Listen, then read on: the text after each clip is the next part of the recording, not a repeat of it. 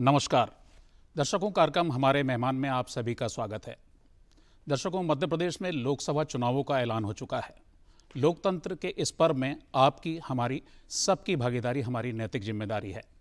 आपके एक वोट से न केवल आपके प्रदेश बल्कि आपके देश की दशा और दिशा भी तय होती है। यदि आप मतदान नहीं करते तो आप औरों द्वारा चुने गए प्रतिनिधि को प्रतिनिधित्व का मौका देते हैं। इसलिए मतदान अवश्य करें। लोकसभा चुनावों के लिए इस बार चुनाव आयोग ने, पुलिस और प्रशासन ने काफ़ी तैयारियां की हैं। क्या क्या तैयारियां की हैं, इन्हीं सब विषयों पर बातचीत करने के लिए आज हमारे साथ हैं प्रदेश के मुख्य निर्वाचन पदाधिकारी श्री अनुपम राजन। सर, कार्यक्रम में आपका बहुत बहुत स्वागत है। धन्यवाद। सर, मध्य प्रदेश में चुनाव की तारीखों का ऐलान हो चुका है, तो इस बार कितने चरणों में मध्य प्रदेश में चुनाव हो रहे हैं? देखिए, मध्य प्रदेश में इस बार 4 चरणों में चुनाव हो रहे हैं। पूरी कंट्री में 7 चरणों में चुनाव हो रहे हैं। हमारे यहाँ जो फर्स्ट फेज का चुनाव है, प्रथम चरण का जो चुनाव है वो 19 तारीख को है। सेकेंड फेज़ अपना 26 तारीख को है, 26 अप्रैल को। उसके बाद तृतीय चरण हमारा 7 मई को है और फोर्थ फेज़ हमारा 13 मई को है। और जैसा कि आप जानते हैं कि जो काउंटिंग है वो 4 जून को है, जो पूरी कंट्री के लिए एक ही दिन है। जी। और सर, इस बार मध्य प्रदेश के कुल कितने मतदाता अपने मताधिकार का प्रयोग करने वाले हैं? इस बार 5 करोड़ 64 लाख लगभग मतदाता अभी तक हैं जो मताधिकार का उपयोग करेंगे।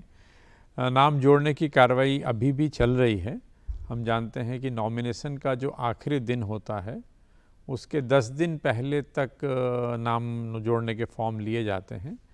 लेकिन एक रफ एस्टिमेट यदि मैं कहूँ तो लगभग 5 करोड़ 64 लाख मतदाता हैं जो अपने मताधिकार का उपयोग करेंगे।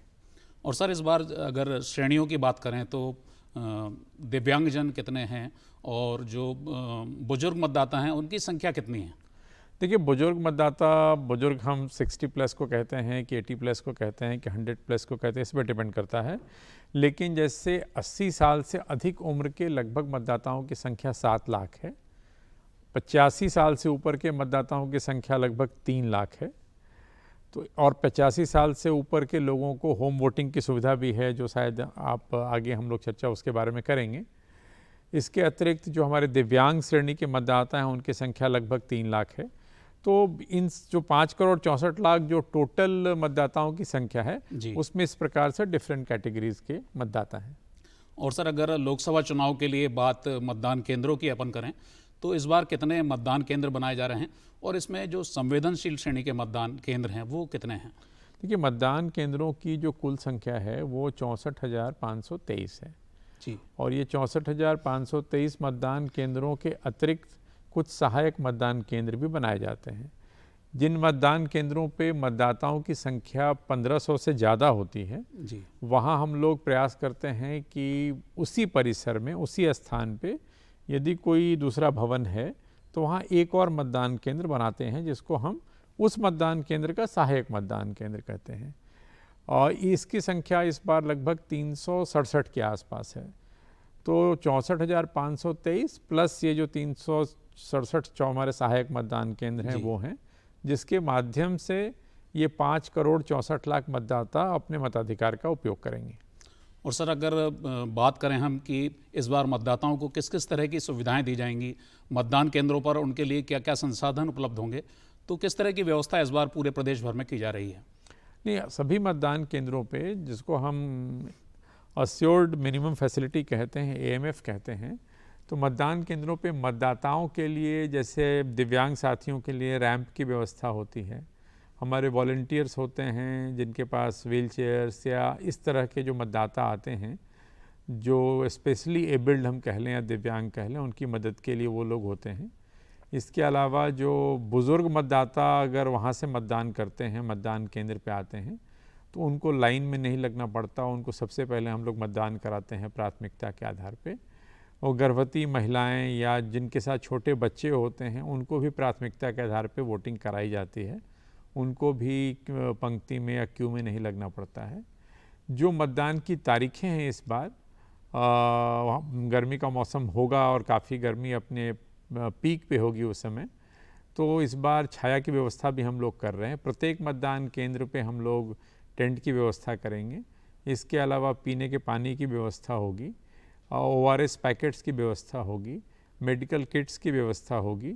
तो तमाम वो व्यवस्थाएं हम लोग करते हैं, पहले भी किया और इस पर और ज़्यादा करेंगे, ताकि मतदाता को मतदान करने में आसानी हो और उसको किसी भी प्रकार की कोई कठिनाई या अप्रिय स्थिति का सामना न करना पड़े। सर, हर बार चुनाव आयोग कुछ नई व्यवस्थाएं करता है। दिव्यांगजनों के लिए कुछ व्यवस्थाएं की जाती हैं, वृद्धजनों को भी घर से वोटिंग की सुविधा देते हैं। तो इस बार इसमें क्या बदलाव हुआ है और किस तरह से ये सुविधाएं इस बार दी जाएंगी? देखिए, विधानसभा चुनाव के दौरान 80 साल से अधिक उम्र के जो मतदाता थे, बुजुर्ग मतदाता हमारे, और ऐसे दिव्यांग मतदाता जिनकी दिव्यांगता 40% से ज़्यादा थी जी, इन लोगों को होम वोटिंग की सुविधा दी गई थी। इनको हम एक फॉर्म देते हैं, जितने भी मतदाता इस श्रेणी के हैं BLO के माध्यम से इन सभी को एक फॉर्म देते हैं, और जो भी विकल्प का चयन करता है, यदि इनमें इस श्रेणी में कोई भी मतदाता यदि इस विकल्प का चयन करते हैं कि वो होम वोटिंग की सुविधा का लाभ लेना चाहते हैं, अर्थात वो घर से ही मतदान करना चाहते हैं, तो मतदान दिनांक के पहले हमारी टीम जाती है और बिल्कुल मतदान केंद्र जैसा वातावरण वहाँ हम निर्मित करते हैं, वही सजगता रखी जाती है, वही सिक्रेसी रखी जाती है, मतों की गोपनीयता का ध्यान रखा जाता है। और वो जो बुज़ुर्ग सज्जन हैं, जो मान लीजिए बेड रिडन हैं और वो मतदान केंद्र तक नहीं जा सकते, उनको चलने फिरने में दिक्कत होती है, तो घर से ही अपना वोट डाल सकते हैं। ये पूरी वोटिंग पोस्टल बैलेट के माध्यम से होती है, ये EVM मशीन के माध्यम से नहीं होती, पोस्टल बैलेट के माध्यम से होती है। लेकिन हर उस व्यक्ति का वोट हम डालने की व्यवस्था करते हैं जो होम वोटिंग का विकल्प देते हैं। विधानसभा के दौरान जो 3-4 महीने पहले हमारे यहाँ विधानसभा के चुनाव हुए थे, विधानसभा के दौरान करीब 65,000 लोगों ने, मतदाताओं ने इस होम वोटिंग की सुविधा का विकल्प लिया था और उन्होंने घर से वोट डाला था और उनके लिए वोटिंग की सारी व्यवस्था हम लोगों ने कराई थी। जी, और आपने बताया कि ऐसे मतदाताओं के घर तक हम जाते हैं और उन्हें एक फॉर्म देते हैं, तो ये मतदान के कितने दिन पहले ये प्रक्रिया होती है? और जो वोटिंग वाली बात आपने की, तो इन लोगों से मतदान कब कराया जाता है? देखिए, जो फॉर्म 12D जिसके माध्यम से हम इनसे विकल्प लेते हैं, ये BLO के माध्यम से हम इन तक पहुंचाते हैं। ये सारी कार्रवाई हम, आप समझे तो मतदान से 10 दिन पहले हम पूरी करते हैं, मतदान दिनांक से 10 दिन पहले पूरी करते हैं, उनका विकल्प ले लेते हैं। अभी वर्तमान में इस लोकसभा चुनाव के लिए जो 80 वाली जो सीमा थी, 80 साल वाली जो सीमा थी, वो 85 हो गई है। तो अब 85 साल से अधिक उम्र के जो बुजुर्ग हैं उनको इस सुविधा का लाभ मिलेगा, और वैसे दिव्यांग साथी जिनकी दिव्यांगता 40% से ज़्यादा है उनको इसका लाभ मिलेगा, यदि वो इसके लिए ऑप्ट करते हैं, यदि वो इसका विकल्प देते हैं। मतदान जहाँ तक कराने की बात है, चूँकि हर मतदाता के लिए हम एक अलग टीम बनाते हैं, उस टीम में मतदान दल के लोग होते हैं, वीडियोग्राफर होते हैं, तमाम वही टीम होती है जिस तरह से आप किसी मतदान केंद्र पे वोट करते हैं। प्रयास ये होता है कि मतदान का जो दिनांक है उससे 5 दिन पहले हम ये जो होम वोटिंग वाली कार्रवाई है, ये प्रक्रिया हम पूरी कर लें। और सर, जैसे कोई बुजुर्ग मतदाता है या दिव्यांग मतदाता है जो इस श्रेणी में आ रहे हैं, वो अगर इस सुविधा का लाभ नहीं लेते हैं तो वो किस तरह से मतदान कर सकते हैं? नहीं, जो व्यक्ति इस सुविधा का लाभ नहीं लेना चाहते, जो काफ़ी बड़ी संख्या है, लोग अभी भी ग्रामीण क्षेत्रों में भी और अर्बन एरियाज़ में भी मतदान केंद्र पे जाकर के वोट देना चाहते हैं, वो उसको प्रेफर करते हैं। ये अनुभव ये बताता है कि ये लोग मतदान केंद्र पे जाके वोट देना चाहते हैं। तो जैसा मैंने पहले भी बताया कि मतदान केंद्र पे अगर कोई बुजुर्ग सज्जन आते हैं या कोई हमारे दिव्यांग साथी आते हैं, तो वहाँ जो हमारे वॉलंटियर्स हैं, जो हमारे स्वयंसेवक हैं, वो तत्काल उनकी मदद करते हैं, उनको लाइन में नहीं लगना होता। यदि किसी को व्हीलचेयर की ज़रूरत है तो व्हीलचेयर देते हैं, यदि किसी को सहारे की ज़रूरत है तो सहारा दे करके मतदान केंद्र तक ले जाते हैं। तो हर तरह से हम लोग प्रयास करते हैं कि इस श्रेणी के लोग को सुगमतापूर्वक मतदान वो कर सकें, इसका हम लोग पूरा ख्याल रखते हैं।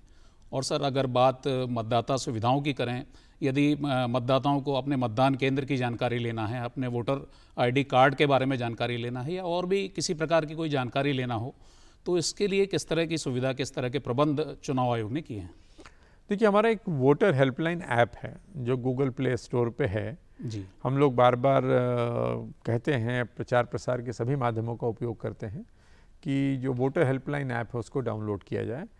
कोई भी व्यक्ति वोटर हेल्पलाइन ऐप के माध्यम से ये देख सकता है कि उसका नाम मतदाता सूची में है कि नहीं।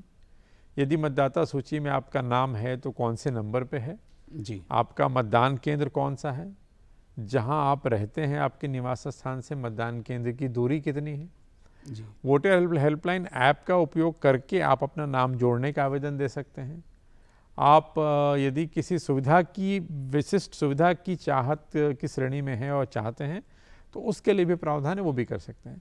तो मेरा अनुरोध ये है कि वोटर हेल्पलाइन ऐप जरूर डाउनलोड किया जाए, जी, जिसके माध्यम से सारी जानकारी किसी भी मतदाता को प्राप्त हो सकती है।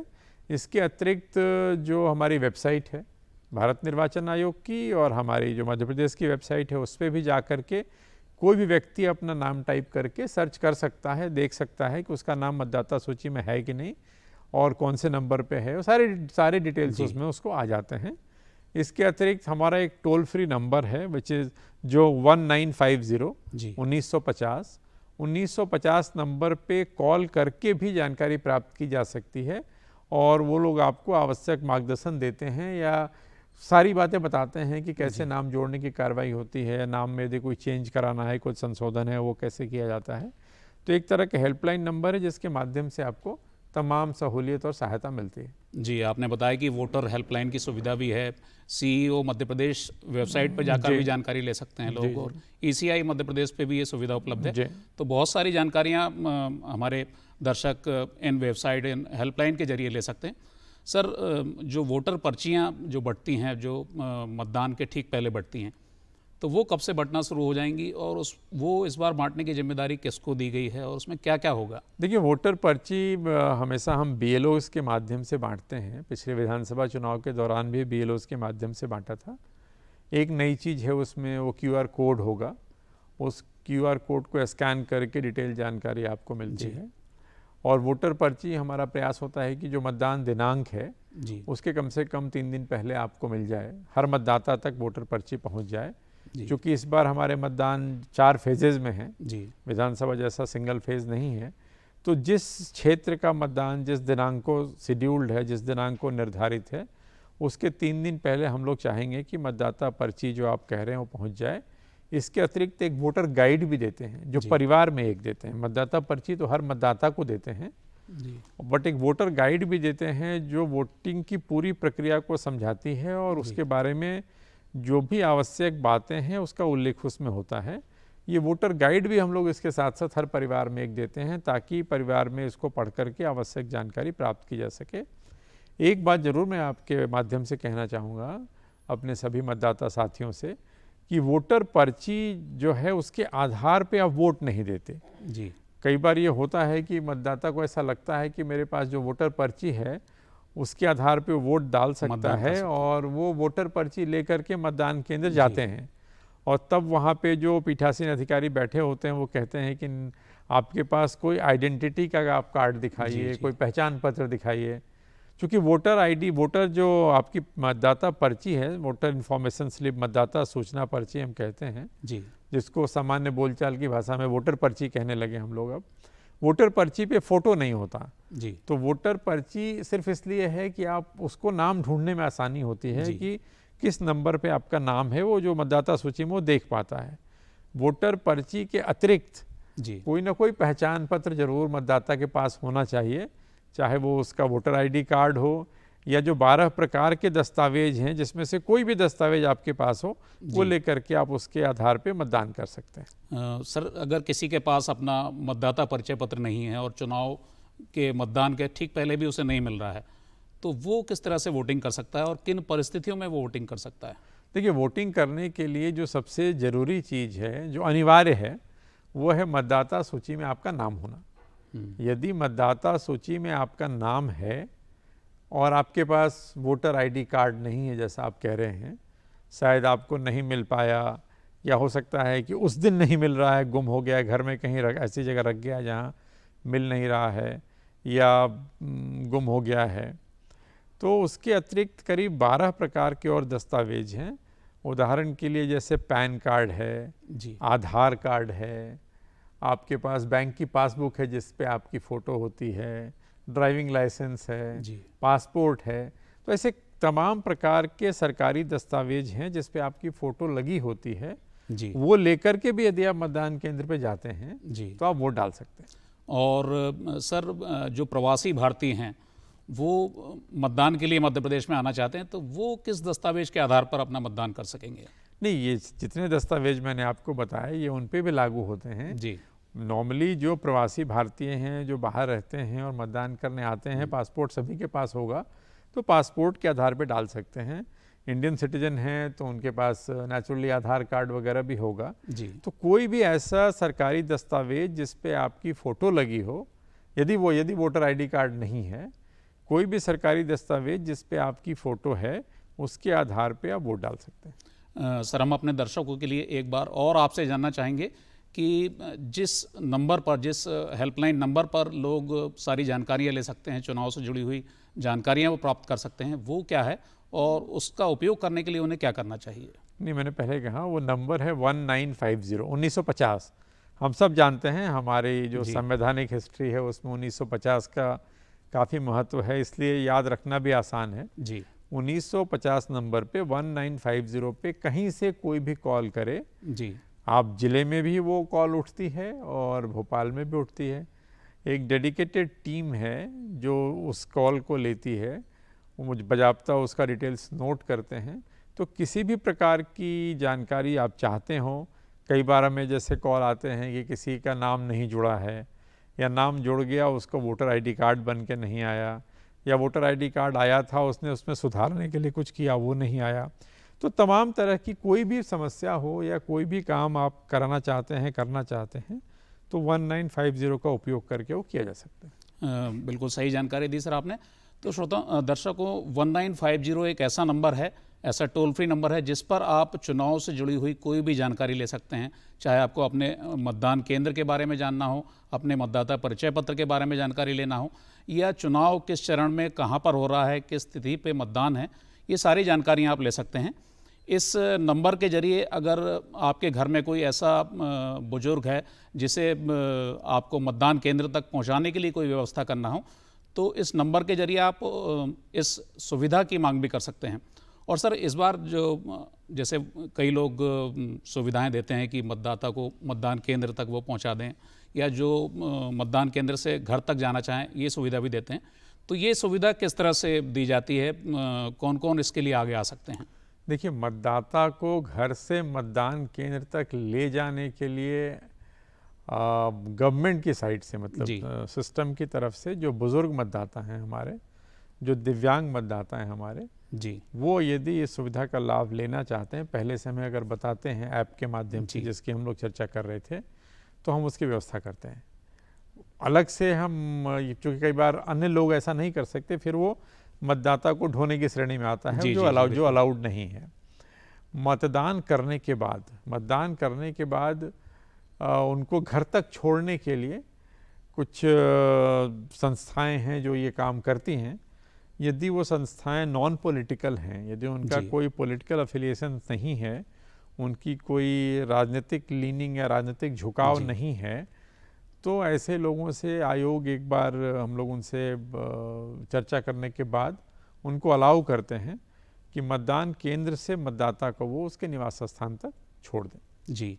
और सर, पिछले बार विधानसभा चुनाव में कई जगहों पर 75% से कम मतदान हुआ है, तो इस बार वहाँ पर मतदान का प्रतिशत बढ़े, इसके लिए किस तरह का प्रयास चुनाव आयोग कर रहा है? नहीं, हम लोगों ने उन विधानसभा क्षेत्रों की पहचान की जहाँ पे मतदान कम हुआ, विधानसभा क्षेत्र के अंदर उन मतदान केंद्रों की भी पहचान की जहाँ पे मतदान कम हुआ। जी, जिन मतदान केंद्रों पे मतदान कम हुआ वहाँ किस वर्ग के लोगों ने वोट कम किया, वर्ग कहने का मतलब कि पुरुष और महिला, जी, कई जगहों पे ये पुरुष वोटिंग थी लेकिन महिला वोटिंग कम हुई। तो इन सभी चीज़ों की पहचान करके एक टारगेटेड इंटरवेंशन करने की बात हम लोगों ने की। विधानसभा में हमारा जो वोटिंग का परसेंटेज था वो लगभग 78% था। पिछली लोकसभा में जो हमारा वोटिंग का परसेंटेज रहा 2019 में वो 71% है। तो हम लोग ये प्रयास कर रहे हैं कि 71% से ज़्यादा वोटिंग परसेंटेज इस बार लोकसभा में हम लोग अचीव करें, प्राप्त करें। तो उन सभी विधानसभा क्षेत्रों में जहां मतदान का परसेंटेज पिछली बार कम रहा है, वहाँ पे हम लोग विशेष प्रयास कर रहे हैं। अभी कुछ दिनों पहले ही हमने 75 जागरूकता वाहन इन विधानसभा क्षेत्रों में पूरे स्टेट में चल रहे हैं और इन वाहनों के माध्यम से हम लोग प्रचार प्रसार कर रहे हैं, लोगों को जागरूक कर रहे हैं, मोटिवेट कर रहे हैं कि जब भी मतदान का दिनांक उनका आए तो वोट जरूर करें। इसके अलावा भी प्रचार प्रसार के जितने माध्यम हो सकते हैं, प्रिंट के, इलेक्ट्रॉनिक के, सोशल मीडिया के, सभी पे लगातार हम लोग इस बात के लिए प्रयासरत हैं और प्रचार कर रहे हैं, लोगों को जागरूक करने का काम कर रहे हैं कि वोटिंग के दिन वो मतदान जरूर करें, जो इतना महत्वपूर्ण अधिकार जो लोकतंत्र में हमको मिला है जी, इसका उपयोग जरूर करें। और इसी तरह अगर अपन बात करें मतदान प्रतिशत बढ़ाने के लिए प्रदेश भर में सभी जिलों में किस किस तरह की गतिविधियां आयोजित की जा रही हैं इस समय? नहीं, पूरे स्टेट में, आई मीन पूरे जिलों में एक स्वीप जो हमारा वोटर एजुकेशन प्रोग्राम है, स्वीप के तहत हर जिले में एक टीम है, एक नोडल अधिकारी हैं, लगातार तरह तरह के नवाचार कर रहे हैं लोग। हर जिले का अपना एक मैस्कॉट बनाया है लोगों ने, हर जिला एक हर दिन स्वीप बुलेटिन जारी करता है, युवाओं को इन्वॉल्व करता है। कोई कहीं पे मेहंदी प्रतियोगिता हो रही है, कहीं पे मानव श्रृंखला बना रहे हैं, कहीं पे बाइक्स के माध्यम से, कहीं पे ह्यूमन चेन बना रहे हैं, कहीं पे वॉकाथॉन हो रहा है, कहीं पे रैली हो रही है, लोकल गीत बनाए जा रहे हैं जो लोकल उनके आइकन्स हैं। हर जगह पे जो ब्रांड एम्बेसडर कह लें, आज उनके लोकल आइकन्स हैं उनको यूज़ कर रहे हैं। तो हर वर्ग को जागरूक करने का काम महिला कर्मचारियों की मदद से हम लोग महिलाओं को जागरूक कर रहे हैं जी। कॉलेजेस में, स्कूल्स में जाकर के युवाओं को जागरूक कर रहे हैं। तो हर वर्ग को एक तरह से मोटिवेट किया जा रहा है कि जब वोटिंग का दिन आता है, जब वोटिंग के दिन सभी लोग आगे आकर के और बड़ी संख्या में वोट करें जी। और सर, कई मतदाता जैसे जो मजदूर श्रेणी के हैं वो नौकरी के लिए, आजीविका के लिए प्रदेश से बाहर जाकर भी काम करते हैं, लेकिन वो मतदान के दिन भी वहाँ काम करते रहते हैं। तो ऐसे मतदाता जो प्रदेश के बाहर रहकर काम कर रहे हैं वे भी मतदान कर सकें, इसके लिए किस तरह के प्रयास किए जाते हैं, किस तरह की सुविधाएं उनको दी जाती हैं? देखिए, ये एक चुनौती है। मध्य प्रदेश से काफ़ी माइग्रेशन होता है, खेती को लेकर, मैंने खेती किसानी को लेकर के भी, एंड अदरवाइज भी आर्थिक कारणों से लोग बड़े शहरों की तरफ जाते हैं। हम लोगों ने विधानसभा चुनाव के दौरान भी प्रयास किया था और इस बार भी कर रहे हैं। ग्राम पंचायत के स्तर पे हमने एक जानकारी एकत्रित की है जी कि इस गांव से कौन से लोग बाहर गए हैं और वो कहाँ गए हैं जी। उनके परिवार से वो संपर्क में रहते हैं, उनका नंबर हमारे पास है जी। झाबुआ आदि, झाबुआ, बड़वानी, धार, जो हमारे बॉर्डरिंग हैं इलाके हैं गुजरात से लगे हुए, जो हैं, जहाँ से काफ़ी बड़ी संख्या में लोग उस बॉर्डर के उस तरफ दूसरे राज्यों में जाते हैं जी। हम लोग बजाबता एक कंट्रोल रूम बना के जिलों में उनसे संपर्क करते हैं, संवाद करते हैं और उनको इस बात के लिए आग्रह करते हैं, अनुरोध करते हैं कि चुनाव के दिन आप आइए और वोट दीजिए। पिछली बार हम लोगों ने बसेस भी भेजी थी। अगर दूसरे राज्य में वो उनकी डिस्टेंस बहुत ज़्यादा नहीं है तो कई बार हम लोगों ने बसेस भी भेजी इस तरह अपने राज्य से उस राज्य में कि आपके आने जाने का जो खर्चा हो रहा है वो भी एक तरह से जिला प्रशासन उसका वहन करेगा। आप इस बस में आइए, वोट दीजिए और अगर आप अपने गांव में रुकते हैं तो रुकिए और लौटना चाहते हैं तो हम आपको छोड़ने की व्यवस्था भी करेंगे। तो हम लोग प्रयास लगातार करते हैं, हर जिला करता है, लेकिन जैसा आपने कहा कि ये एक चुनौती है, इस कारण इसका वोटिंग परसेंटेज पे असर पड़ता है जी। और आज की तारीख में हमारे पास ऐसी कोई व्यवस्था नहीं है कि हम कोई रिमोट वोटिंग, अर्थात व्यक्ति बिना मतदान केंद्र पे आए, जहां वो रह रहा है वहीं से वोट कर दे, ऐसी अभी व्यवस्था नहीं है जी। और सर, इस बार जो उम्मीदवार नामांकन पत्र दाखिल कर रहे हैं, ये प्रक्रिया भी शुरू हो चुकी है, तो इस बार उम्मीदवारों को अपने शपथ पत्र में क्या क्या जानकारियां देना अनिवार्य है? किस तरह की जानकारियां उसे समाचार पत्रों में, इलेक्ट्रॉनिक मीडिया पर प्रसारित करना जरूरी है? हर उम्मीदवार जो नॉमिनेशन फाइल करता है वो एक एफिडेविट देता है जिसमें अपने सारे डिटेल्स बताता है, पर्सनल डिटेल्स बताता है, एजुकेशनल क्वालिफिकेशंस है, परिवार के लोगों की जानकारी है, तमाम सारी चीज़ें हैं। वो अपनी आर्थिक विवरण भी देता है और सबसे महत्वपूर्ण ये होता है कि आपराधिक रिकॉर्ड का विवरण भी देता है जी, कि क्या उसके विरुद्ध कोई आपराधिक प्रकरण दर्ज है, क्या कभी उसे कोई सज़ा हुई है, यदि सज़ा हुई है तो कितने वर्षों की हुई है, ये तमाम सारी चीज़ें वो देता है जी। इसमें ये भी अपेक्षा है, जो आप बात कह रहे थे अखबार में छपवाने की, कि यदि व्यक्ति का कोई आपराधिक इतिहास रहा है जी, भले वो छूट गया है जी, लेकिन यदि उसको सज़ा हुई है या सज़ा काट चुका है तो जो भी उसका आपराधिक इतिहास है उसके बारे में अखबार में उसको विज्ञापन 3 बार देना होता है। 3 बार देना होता है, ताकि वो बताता है कि मतलब मेरे विरुद्ध ये प्रकरण दर्ज है, फला फला और कोर्ट शायद में राजनीतिक दल को भी ये बताना जरूरी है कि और दूसरी चीज, वो जिस पॉलिटिकल पार्टी ने उसको फील्ड किया है, अपना कैंडिडेट घोषित किया है, जी वो पॉलिटिकल पार्टी को भी अखबार में एक विज्ञापन देना होता है कि आखिर उन्होंने इस व्यक्ति को अपना कैंडिडेट क्यों बनाया, जब उस व्यक्ति के विरुद्ध इतने प्रकरण दर्ज थे या कोई भी प्रकरण दर्ज था। तो व्यक्ति भी अब एफिडेविट अखबार में देता है और पार्टी भी देती है और उनके द्वारा जो दिया गया एफिडेविट है वो हम लोग तत्काल अपनी वेबसाइट पे अपलोड करते हैं। जी सर, एक और सवाल है सर मेरा कि इस बार जो उम्मीदवार चुनाव मैदान पर हैं उनके खर्चों के लिए किस तरह का नियंत्रण प्रशासन कर रहा है, किस तरह के नियंत्रण की व्यवस्था चुनाव आयोग ने की है, और इस बार खर्च सीमा क्या कुछ बढ़ाई गई है? खर्च की जो सीमा है वो लोकसभा चुनाव के लिए 95 लाख है, बढ़ाई गई है। और खर्चे को लेकर के जैसे नॉमिनेशन फाइल होता है उसके बाद उस व्यक्ति के हर खर्चे पे हम लोग नज़र रखते हैं। वो जो भी एक्सपेंडिचर करता है उसकी जानकारी उसको देनी पड़ती है। वो हर ARO के पास अकाउंटिंग टीम्स बनी हुई हैं और भारत निर्वाचन आयोग द्वारा जो ऑब्जर्वर्स नियुक्त किए जाते हैं जी, जिसमें हर क्षेत्र के लिए एक जनरल ऑब्जर्वर होता है, एक पुलिस ऑब्जर्वर होता है, उसके साथ साथ एक एक्सपेंडिचर ऑब्जर्वर भी होता है। जी जी। तो जो एक्सपेंडिचर ऑब्जर्वर होता है उसका काम होता है ये देखना कि जो कैंडिडेट है वो जो खर्च कर रहा है वो सही ढंग से रिपोर्ट कर रहा है कि नहीं कर रहा है। हर वो आइटम जिस पे वो खर्च कर रहा है उसकी मार्केट रेट हम लोग तय करते हैं। हर जिले में कलेक्टर्स की अध्यक्षता में एक समिति है जो तय करती है। तो ऐसा नहीं है कि कैंडिडेट ने अगर किसी सभा में 1000 कुर्सियां लगाई जी और वो कहे कि हमने ये कुर्सी 20 पैसे में एक कुर्सी हमने ली थी, जी जी, उस कुर्सी की या उस सामियाने की, उस पंडाल की जो दर उस समिति ने तय की है वो दर मान्य की जाती है जो मार्केट रेट पे आधारित होती है।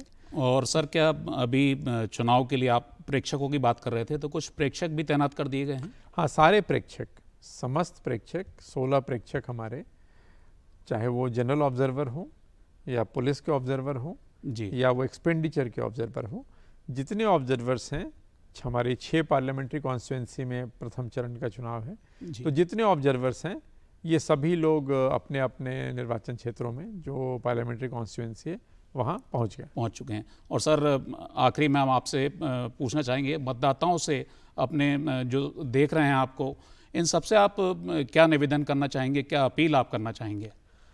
मैं अपने सभी मतदाता साथियों से यही अपील करना चाहूँगा या अनुरोध करना चाहूँगा कि जैसा आपने चर्चा के दौरान सुना, हमारे राज्य में 4 चरणों में चुनाव है।